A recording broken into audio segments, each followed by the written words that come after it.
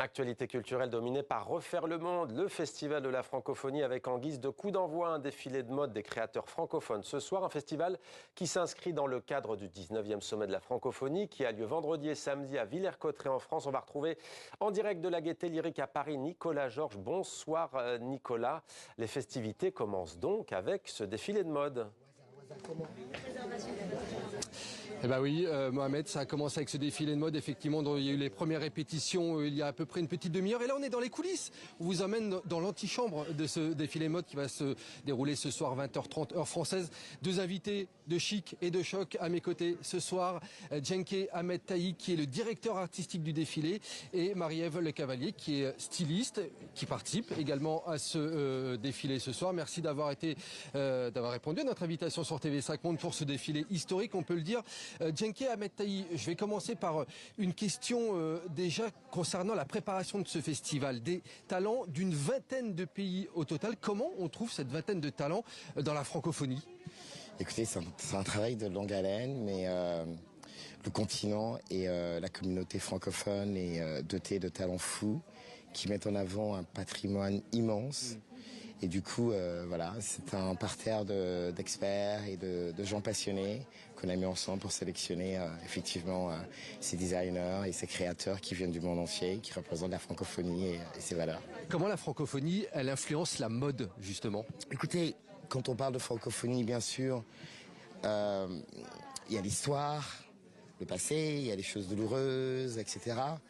Mais aujourd'hui, je crois, en 2024... c'est une nouvelle francophonie avec des nouvelles règles, avec une équité entre les pays.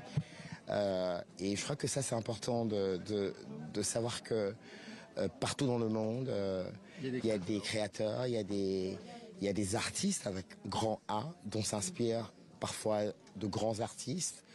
Et que voilà, c'est un patrimoine important qu'il faudrait valoriser. Et on est très fiers d'être là et de le faire autour voilà, des valeurs de ce que la francophonie, la nouvelle francophonie, j'aime bien dire. Bah justement, Marie-Ève Le Cavalier, vous faites partie de cette nouvelle génération de stylistes. Comment est-ce qu'on se prépare à un défilé comme ça qui va être diffusé dans le monde entier, qui représente la francophonie? C'est un sacré défi là aussi.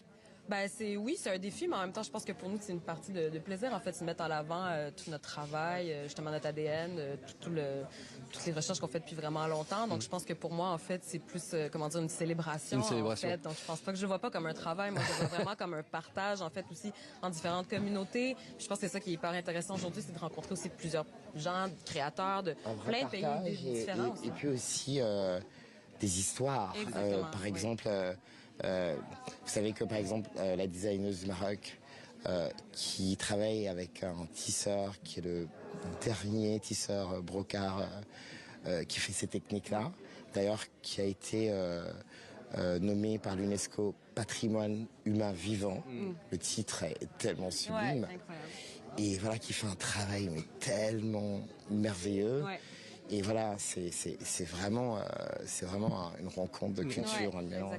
Vous aussi, Djenké Ahmed Taï, vous êtes d'origine ivoiro-sénégalaise, deux racines du continent africain. Comment justement vous vous inspirez du continent africain dans vos créations et dans vos défilés? Ah mais moi c'est mon ADN, c'est ce que je suis.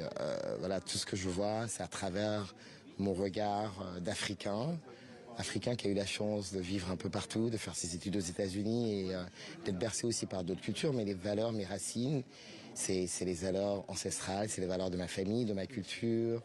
Et voilà, tout ce que je fais, c'est avec ce prisme-là. Et c'est tellement important, c'est vital. C'est absolument. Marie-Ève Le Cavalier, vous étiez de Montréal. Absolument. Vous êtes venue vous installer à Paris. Oui. Pourquoi vous êtes venue à Paris? Je crois qu'en ce moment, l'industrie de la mode au Canada, elle a besoin d'un second souffle. C'est ce que vous me disiez juste avant. Oui. En fait, ce qui se passe, c'est que pour des créateurs comme moi, qui sont vraiment dans la création, dans limite parfois objet d'art, mais aussi produits au Canada, c'est malheureusement pas quelque chose qui est pas reconnu, mais en tout cas pas assez encouragé. C'est dommage parce parce qu'il y a énormément de talents. En fait, je vois beaucoup de jeunes talents aussi. Mais à certains stades, en tant que créateur, je pense qu'on veut trouver des fois les plateformes ou les endroits où on va peut-être être plus accueilli et entendu. Et me voici. En Et fait, Paris reste la capitale de la mode, selon vous? Ben, en fait, pour moi, oui. Je veux dire, je pense qu'il y a quelque chose de très central. Je pense qu'on le voit avec l'événement aussi aujourd'hui. C'est une espèce de point central qui réunit beaucoup de gens. Puis aussi, ben, en effet, on parle de langue, donc je parle français.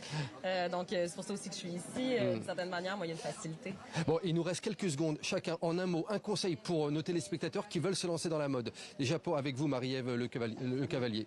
Un conseil, Un mot. en fait, se faire plaisir en vrai. Parce que peu importe, à la fin de la journée, il faut vraiment avoir du plaisir dans ce qu'on fait, puis triper, puis tout donner. En fait. Je pense que c'est ça.